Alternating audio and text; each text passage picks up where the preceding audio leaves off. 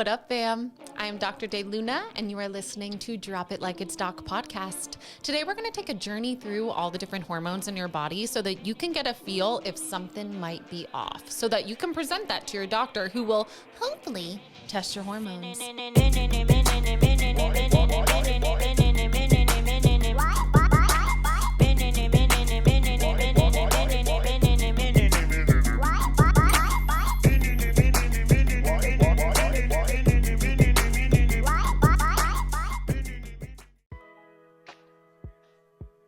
So fam, we talk a lot about hormones on this podcast. A lot of the hormones that we talk about are the reproductive hormones, but today we're going to expand it a little bit and also talk about adrenal hormones and thyroid hormones, because there are some classic signs and symptoms that your body might be whispering to you that are telling you that hormones could be the root of a lot of discomfort. So I want you to understand what they may be so that you can be armed with knowledge and bring it to your doctor, because it really does break my heart that so many people that I work with tell me, I requested to get my hormones tested by my doctor. They tested them all. They're all normal. Or I requested to get my hormones tested and my doctor said, why? There's no reason to. Or I requested to get my hormones done. They said, oh, that's fake. It doesn't matter. Whatever the reason is, I want to tell you that that is completely false. There is absolutely a reason to test your hormones, because hormones are really powerful stimulants to change cellular activity. That's what they do. These hormones bind either to a cell or to the nucleus of a cell, and they change the output of that cell to make different proteins, to have different types of actions in the body. So if your hormones, if those signals are off, whether they're too high, too low, the downstream effects will shift and they will show up as signs and symptoms on your body. So first, we're going to talk about estrogen. Estrogen is one that every gender on this planet makes, okay? But we are more so going to be speaking to it in a reproductive menstrual pattern. However, know that these symptoms can cross over even if you're not menstruating. So estrogen in general is something that makes tissues grow. So it makes your uterine lining grow. If there's too much of it, it can make something like an ovarian cyst or a fibroid grow. It can make your tatas grow. It can make your skin look luscious and happy. So those are just some overarching actions of estrogen, but let's talk about when it's too high and when it's too low, what you can see. And hormones are changing moment to moment, second to second. So let me also pause and say that at the end of this, you are empowering yourself to get some of these things tested. And if we're talking about reproductive hormones, estrogen or progesterone, very much matters when you test them. If you have any questions about that, there are so many little nuggets on this podcast about when to test your hormones. But just to kind of summarize it, day 21, you're looking at progesterone. Day 3, you could be looking at estrogen. And you would also be looking at the ratio between estrogen and progesterone, specifically on day 21, but we'll get there. So if you have too much estrogen, remember I told you it makes things grow. So you might notice that you have really painful, swollen breasts before your period. It might feel like you actually have to hold them when you walk because they're just so tender and uncomfortable, and they might change dramatically throughout your cycle. And that's because the fluctuating levels of estrogen. You might also feel really emotional. Like you could just cry from nothing. Like you're watching one of those commercials where the arms of the angels, and it's just like a puppy, and you're like, it could be too much estrogen, okay? You might have really painful periods, lots of blood. You're changing your period product every hour, every 2 hours. It might be dark, might be full of clots, might be very crampy and uncomfortable. All signs of too much estrogen. You can also just have really big fluctuations in mood with too much estrogen and just feel a little bit on edge, a little bit angry, I would say. And in general, if you have too much estrogen, you might notice that your body is holding weight kind of in the love handles, in the outer hips, in the lower belly. That is a very common sign. And if you've ever been diagnosed with something like uterine fibroids, I can almost guarantee to you that you have too much estrogen that is triggering that tissue to grow. Typically, high estrogen is related to a lot of different things, but you would overall, you would want to support your liver in clearing a lot of that out. This is something that you could do with lots of fiber, with compounds like DIM, with different herbs. This podcast today isn't necessarily on treatment. If you subscribe to this podcast, you probably have that wealth of information under your belt already. If not, you're missing out. You need to subscribe, but we're going to just talk about the overall picture. So that's if you have too much estrogen, okay?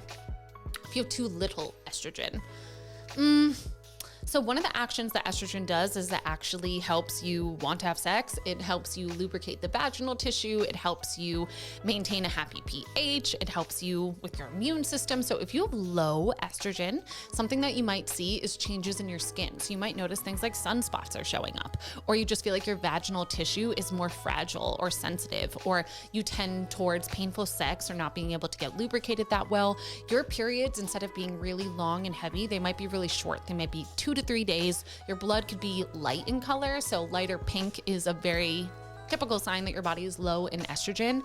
And estrogen actually helps to trigger ovulation. So I see irregular menstrual cycles with things like low estrogen.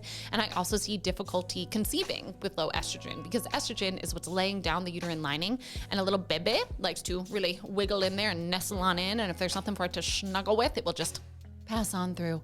So something else that you can see is, because of what it does to your breasts, is that you might feel like your breasts are changing size, they're getting smaller, they're getting more saggy.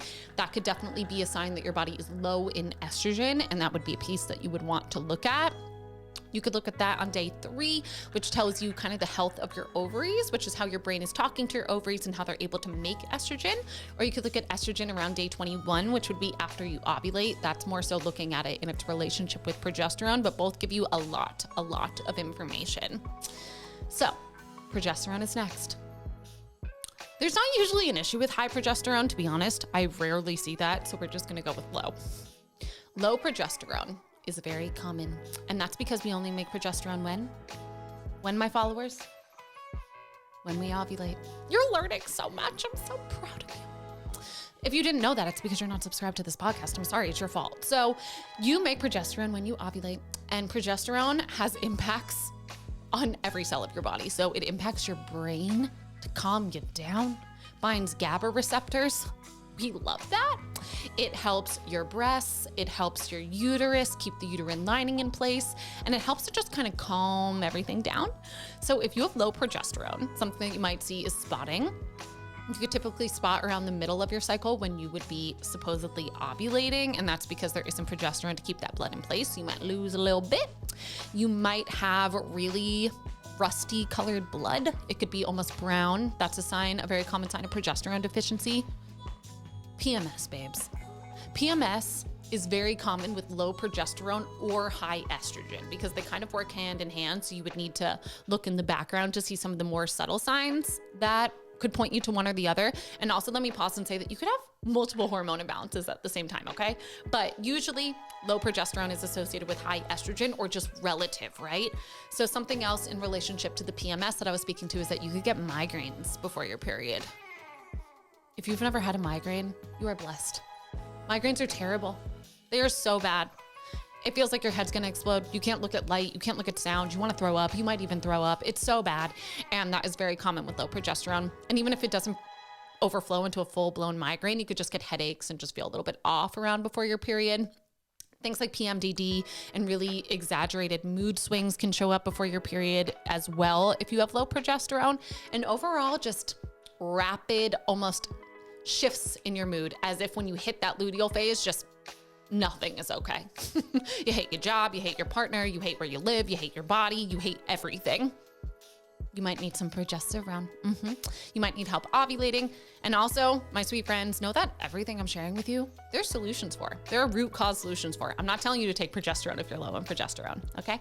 I'm saying figure out why. It's usually related to the ovaries, ovulation, stress, all sorts of stuff that we're also going to talk about, because that overflows into other hormones. Something that you can see as well, hormone-wise, is if you have low testosterone. So testosterone almost gets a bad reputation in the PCOS world, because if you don't know what that is, polycystic ovarian syndrome is a very common condition in which there is a hormone imbalance that presents with high androgens. Androgens are male sex hormones, but every gender has them, and they are responsible for making you have things like a mustachio and a beard and body odor and nipple hair and things like that, or to grow a penis. You know, those are androgens. They do that. They're really good at doing that, but we all have them. And I know I don't want to grow a penis. You probably don't, but you still need enough testosterone. So if you are low in testosterone, you might have no motivation to do anything. You might have really low muscle mass or feel like you're working out all the time, but nothing is shifting. You might not even want to have sex. You might not have any sexual fantasies. You might not just be fully disinterested in it. And overall, you would it's almost like that lack of motivation overflows into everything. You don't want to work out. You don't want to have sex. You don't want to go to work. You just feel kind of dull overall. That could be a sign of low testosterone. That could also impact sexual function, orgasms, things like that, pleasure overall. Too much testosterone.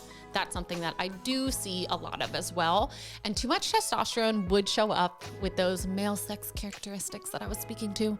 And too much testosterone will change your hair. So it can make your hair really greasy. It can make it oily. You could get changes in your hair patterns. Typically, you'll see hair loss kind of in this area, like the bird's peak.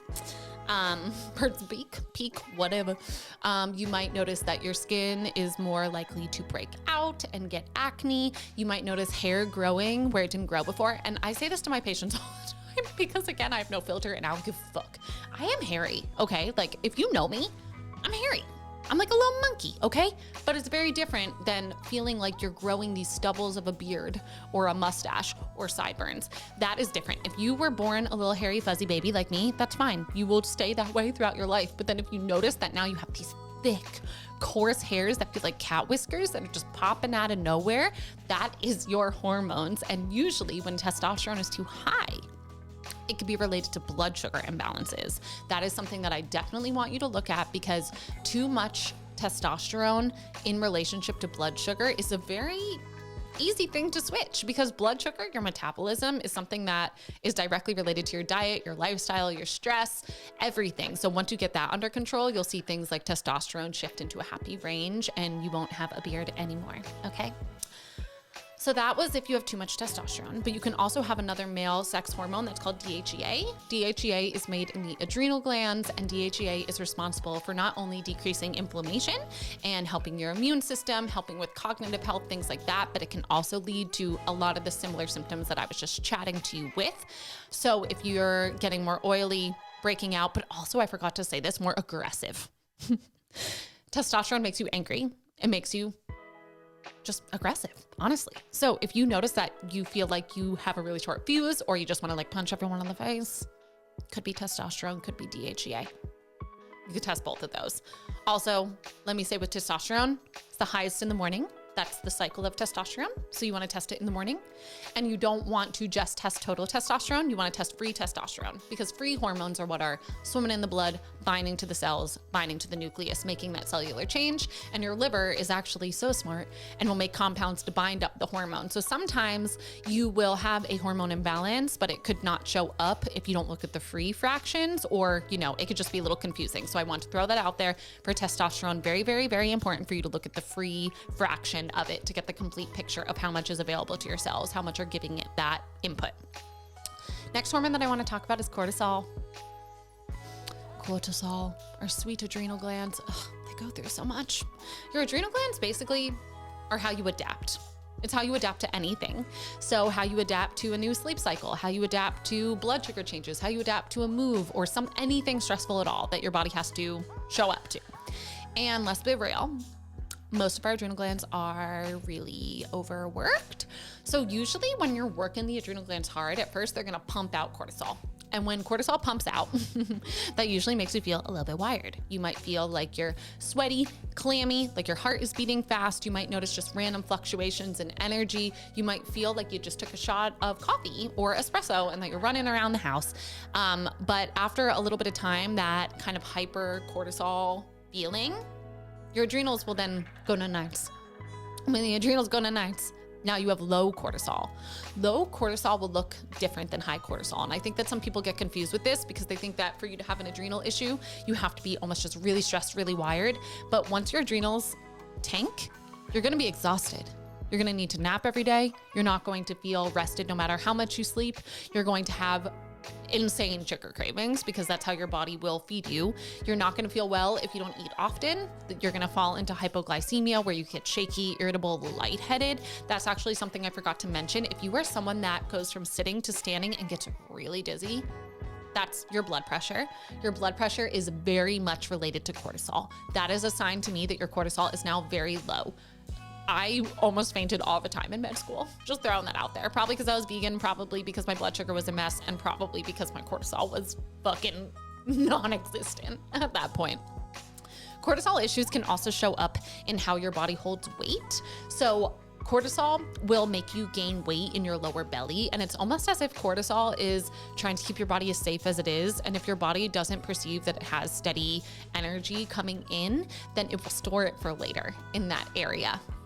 You can also see changes to immune function with low cortisol, because cortisol is what helps control inflammation. So if you have low cortisol, you could just feel more inflamed, groggy, puffy, just not like yourself. And again, that's because your body is not able to adapt to that stress. And cortisol is the hormone that gets you up and out of bed in the morning. So if you don't have that, you're not going to want to get up and out of bed. You're not going to want to do much. So you can kind of see how even that sounds a little bit like low testosterone, right?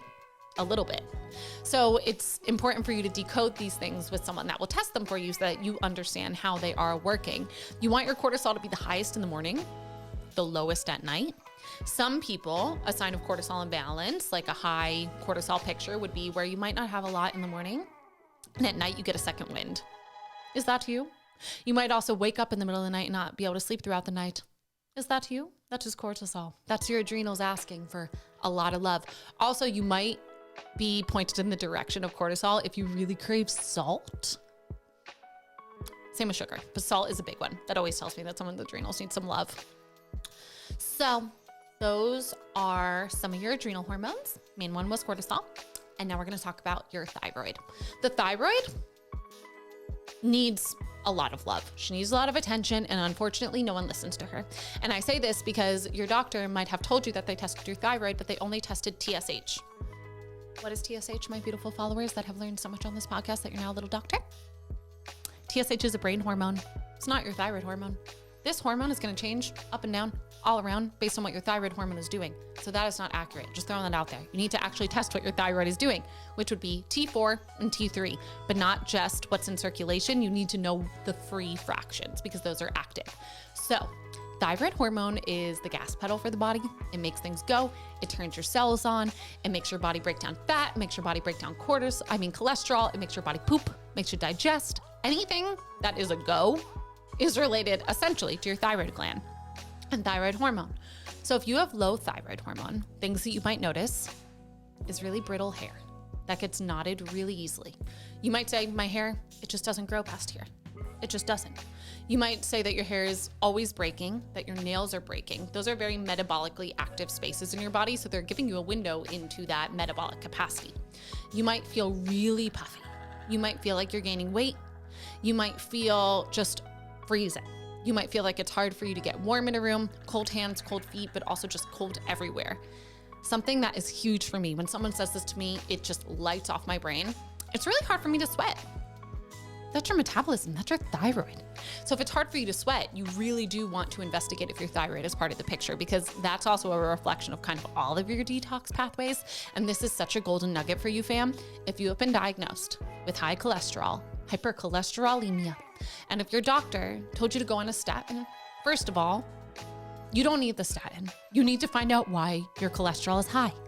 Cholesterol is almost always elevated from something inflammatory in the body or hypothyroidism, because the thyroid is telling your liver to metabolize that cholesterol, to pass it out. And also your thyroid hormone is helping you with motility of your gut. It's helping you with every aspect of digestion. So if any of that is backed up, your body's not gonna be able to clear it out. And speaking of that, if you have chronic gut issues, and if you're also exhausted and you need to nap every day, and you feel puffy and swollen, and if your face looks puffy, and if you get headaches, you need to look at your thyroid, because that is a big part of your gut. It's a big part of your body releasing digestive enzymes and your ability to fully digest and absorb your food. So I really want you to be hyper aware of that.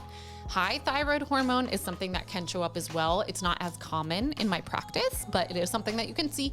And high thyroid hormone would feel almost like you just got shot out of a cannon. You would feel shaky, you would feel an edge, you would feel like you're about to have a panic attack at all times. Your eyes would actually maybe be bulging out of your head. I'm not joking. Have you ever seen someone like that with their eyes truly coming out of their head? That's a medical, it's a very clear sign medically that you have high thyroid hormone, which can be due to a low grade tumor in your thyroid.